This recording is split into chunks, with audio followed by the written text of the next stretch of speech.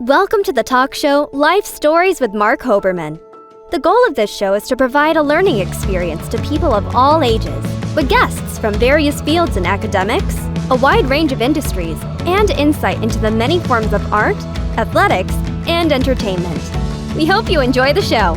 Award-winning director, producer, and writer, Muneera Sallies is today's guest. Muneera will talk about her experiences in filmmaking, as well as her new movie, Old Righteous Blues.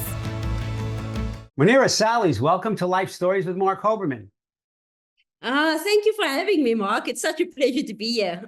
Oh, it's an honor. So our people to know, I believe you're in South Africa as we speak. So let's talk a little bit about years ago. Can you tell us a little bit about your childhood?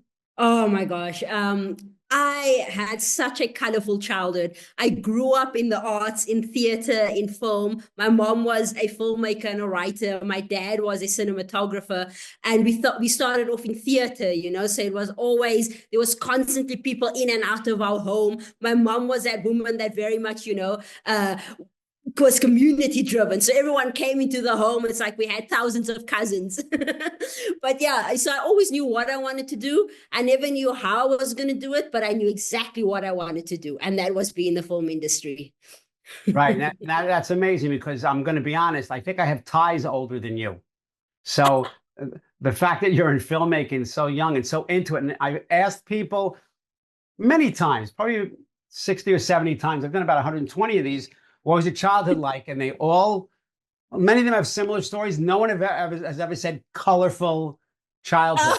So you even speak like a filmmaker, So I try, Mark. I try. Yes. You even speak cinematography when you tell your stories. So what about the work that your parents did made you decide, because filmmaking means so many things. There's the writing and there's the directing, and you've done all of it, the producing. So what did you love? Did you love the vibe of so many people coming in the house? Did you love being on set? Did you ever go in and see your mom or dad editing or something? So what specifically did you see when you said, boy, this looks like something I want to do? I mean, it was everything about it. First of all, I love working with people. And I think it was those seeds that were planted from an early age, where I would observe my mom working with actors, and it was that close relationship, that director-actor relationship, which really drew me in. We had a camera. My mom put a camera in our hands and say, go and film something and bring it back. And we would sit and edit it and discuss it. We would have Oscar weekends where we would just watch films and discuss all the nominated films. So it was really colorful. There were so many people that came in and out of our house who also learned and became filmmakers because of my family. So it was, when I say colorful, I really mean it was colorful. And it was also, part of it was also very much, back then there wasn't a lot of people of color who were filmmakers. So it was, how do we really change that narrative and get people of color in HOD roles who are telling stories through their own lens? So it was really that ethos that I grew up with, and it hit me in the heart. And when it bites you, it's like you're there. Right. Well, I love that aspect, because it's not just about the glitz and the glamour. So in my other life, I taught English for over 30 years, and I have to say, you're making me feel like I did something right, because I did go out with the kids once a semester, more than once, but for this particular assignment, with cameras. And this was back when I started in New York. The cell phones with the cameras and everything didn't really exist. And I said, take a picture of nature or whatever, and then come back, and then we'll print it. And when you print it, write an essay about what it is you saw. So, when you talk about through their lens, I really love that, because some kids did take a picture of the same thing, but their essays were not the same. So I think that's so interesting. And I love the fact that it's about people of color. And were you born in South Africa? Yes, I was born in Cape Town, South Africa, in a beautiful, I would say again, colorful, because it's literally colorful, this community. Buka, every house is a different color, bright green, pink, orange, blues. It's that type of community with a beautiful Table Mountain in the background. So it's literally a colorful community. Right. And it's interesting. It resonates with me because there's another Marc Hoberman, same spelling, who was born in Cape Town or lived in Cape Town. And he's a phenomenal photographer. And he did a book about animals in I believe South Africa. So it's really interesting because when you say color, it's so visual for me because I see what you mean by that. So let's talk about the first couple. We're going to get to your incredible movie, Old Righteous Blues. But before we get there, what filmmaking, what did you start doing? Short films, documentaries, fun things with your friends. What was, Muneera's initial filmmaking debut, so to speak? Oh my gosh, I did everything, Mark. First of all, I thought, okay, I'm going to be acting is where I want to be, until I tasted the beauty of directing, and I was like, yep, this is it. But it wasn't an easy journey. I mean, like anything else, and I think filmmaking is one of the hardest things to really just even get your foot in the door, and I really wanted to do it on my own merit. So I started off doing a lot of short films while also studying filmmaking. And it was such an experience because I always think when you're doing your own independent films, you have a lot more room to play and experiment versus when you have a lot of, third party and funders and investors, you need to sort of tick all of their boxes. But when you really want to sort of push your own boundaries and see what you're capable of, you have to do things where you are not in a box. So I started off with just doing a lot of short films. In the industry, I interned. I was that girl who would run and go fetch your coffee, pick up your dogs, get yelled at, But I always thought in the back of my head, one day I'm going to be like you, but I'm going to treat people much better than you do. And it was always that. So I worked my way. I went from interning to production manager to producing, really wanting to understand the industry holistically, because we can't just survive off passion and just creativity. I wish we could in South Africa, but it's not always the case. You need to be able to understand the business of it if you want to survive, make that bread and butter at the end of the day. Yeah, I mean, that was it. So my short films also did quite well at festivals, which is always a great starting point for any filmmaker, is to hit those festival markets. And from there, it just, moved along. And then I got an offer to work on a series many years ago as a director. And then it just steamrolled from there. Well, that's incredible. You said so much to unpack there, because preaching to the choir, because I've learned through the show that it's not just an industry, it's a business. They're not totally synonymous. So so many people have started out, they said, hey, Mark, I was a waiter and I was doing auditions during the day, or as a waitress, whatever, and then doing auditions during the day in different times. And, I love the autonomy that you have as an independent filmmaker, but these internships, you can't just go right into it. You really have to know every part of the business. So even though you saw it in your home, seeing on the set night and day, totally, because now it's your mom and dad who love you. It's these people, and I know, and what bothers me, quite honestly, is somebody who's done anti-bullying training and things like that. I'm positive you were yelled at. I'm positive ways of telling somebody you made a mistake without yelling at them. But I love the people where you say, I'm not just going to, because other people say, I'm going to be you. You're the first person who ever say, I'm going to be you. And by the way, when I am you, I'm going to be a better human being. I'm going to treat other people better. So I just love that philosophy. So now we work up, and you're directing, but you're also writing, there's producing and everything. So now something made you create what became Old Righteous Blues. So what was the genesis of Old Righteous Blues? There's so much, you said something before about community. There's so much richness about community. What made you realize I have to do this? Oh my gosh. I can tell you, Mark, when I picked up that script and it was written by Carol Shaw, it was the seed of the story was 20 years ago. So it took 20 years for us to complete script, go into get all the funding, go into development, pre-production, and shoot. That's a long lifespan. And yet it's not that uncommon in the industry when you have that baby story, I mean, it takes so long. You have to get that momentum. But when I picked up that script, I was like, oh, it moved me so much, and that is what cinema is. What it needs to touch you in some way, whether it is you relating to a character, to the story, or the world, whatever it is. But it ticked all my boxes. And I always say, when I read it, I want the audience to feel what I felt that moment I completed that script, and it ripped me apart and tore me back together again. And that is what my thinking going into this film. So immediately after I read that, I was like, I made plans and I went to the community where the story is set in, to the Robertson community, which is this sort of, it's called the Boerdorp community. It's the small community in this very beautiful wineland setting, but it's sort of this forgotten community on top of the hill, you know?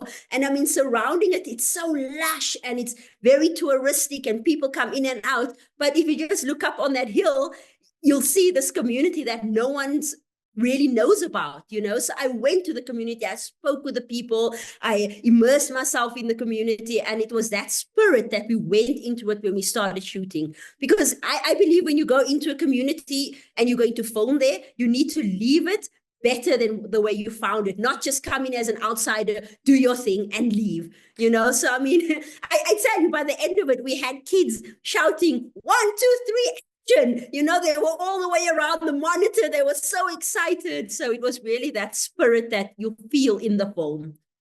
That's incredible, because I have to tell you something that this also makes me think back. So sometimes I've seen a director or an actor on a talk show and they're talking about the movie that just came out. And I've said to my wife, boy, this guy looks terrible. He aged very badly.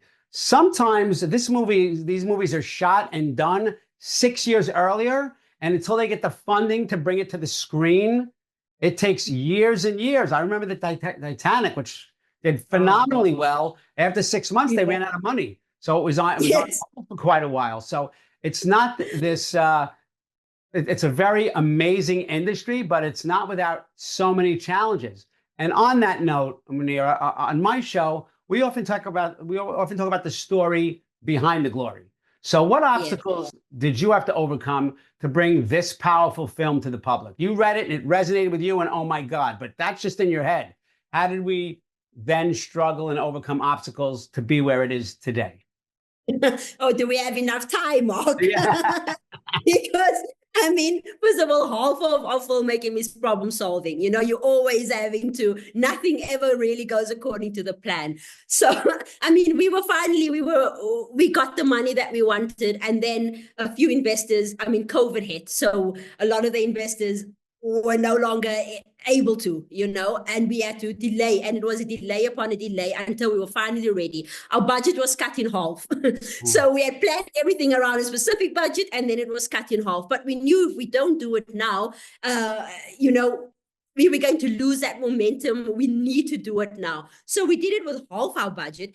First of all, we shot in a community that has never, ever seen anything about a film set or what it's about, and we shot with the actual existing bands in the community. So we had sometimes like hundreds of people on set who knows nothing about filmmaking. So it was a learning process, and you have to practice so much patience, because you can't just expect, oh, everyone's going to get it, you know. You have to very much immerse yourself in that. And we placed our actors inside of the existing bands.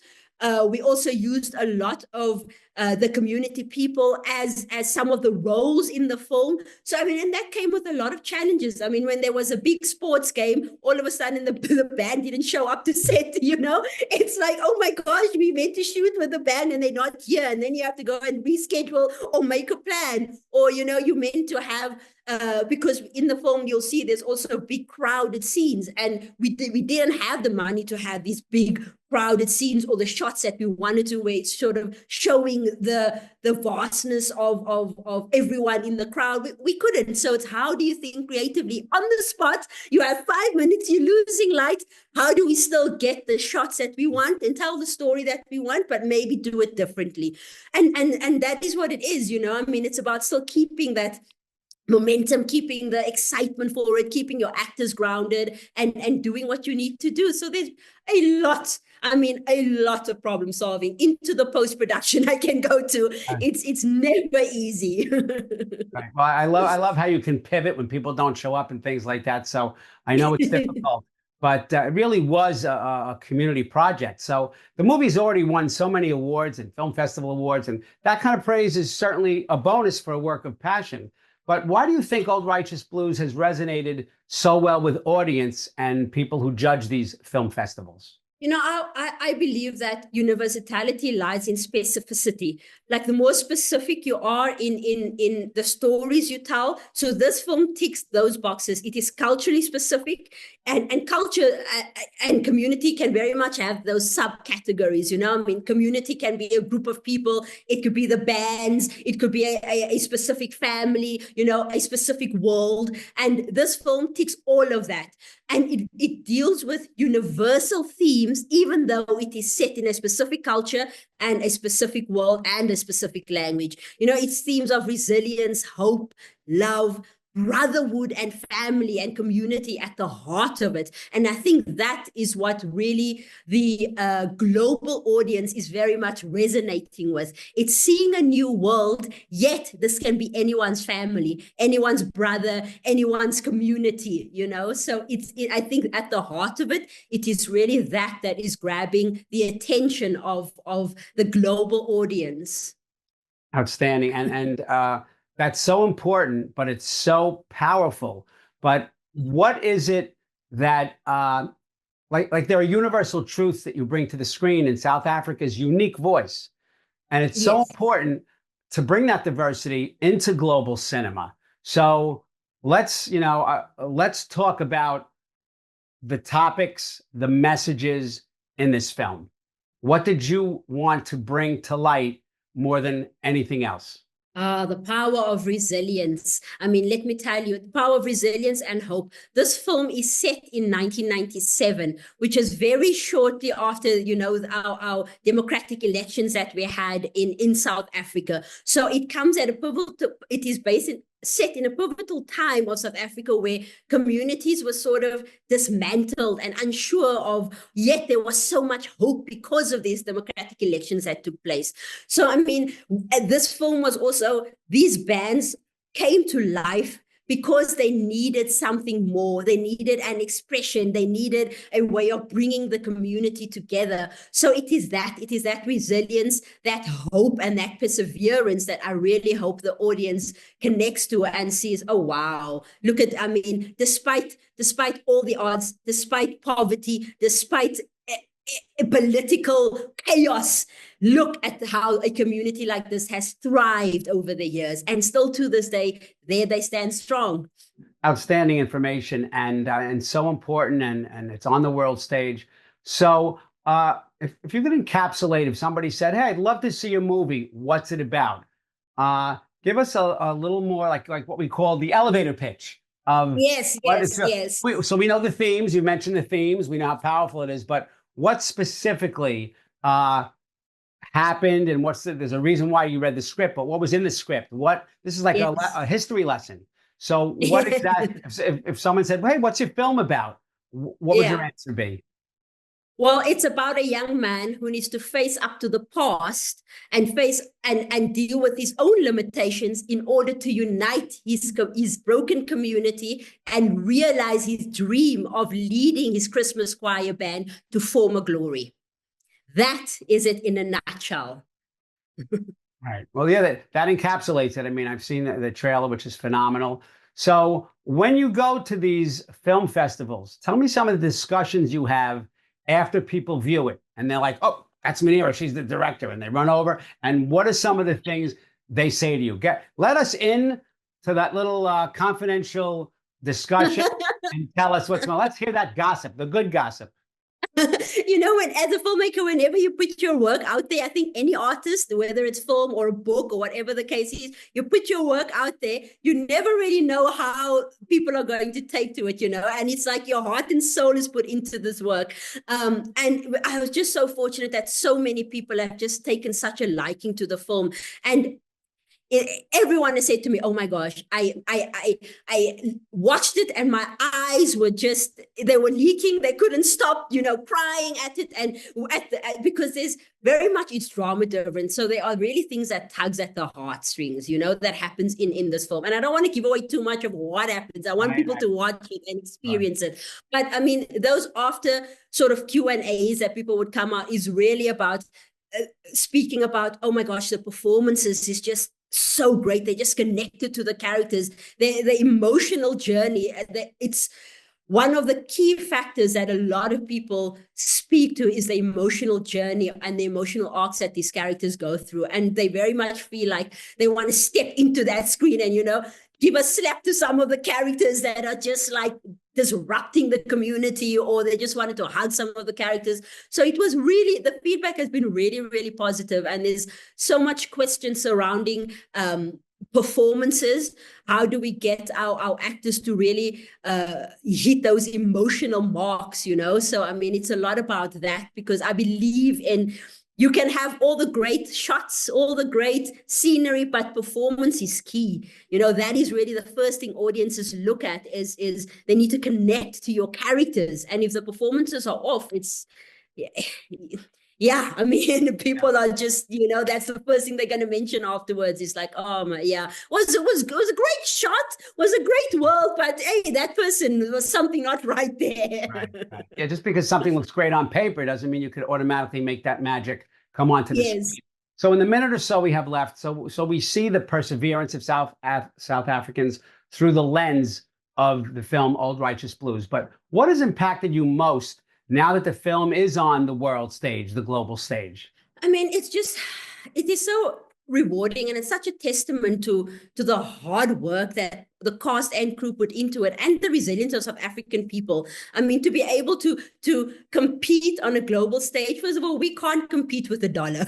We really can't, there's no way, but we can compete in the type of stories we tell, how we tell them. The people behind them are extremely talented and creative and hardworking. So it is really that. It is that spirit of South Africa, that resilience.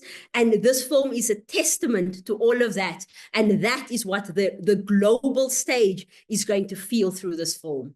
Well said. And we can't wait, and wish you so much more success. You've already had success, even more success. But Muneera Sallies, thank you for being today's guest, sharing your incredible journey with us. And for all of you watching, I hope Muneera's perseverance has shown you that following your passion, regardless of challenges, is always possible. We love to hear from you, so stay connected with us on social media. Find us on Instagram, TikTok, Facebook, X, and LinkedIn. Don't forget to like us and follow us for the latest episode updates and exciting new content. Muneera Sallies, thanks so much for joining us today. Thank you for having me. It was an absolute pleasure. Thank you for watching Life Stories with Marc Hoberman. To contact Marc, email him at info@lifestorieswithmarchoberman.com or visit him on social media through Facebook, Twitter, Instagram, TikTok, and LinkedIn. Thank you for watching Life Stories with Marc Hoberman.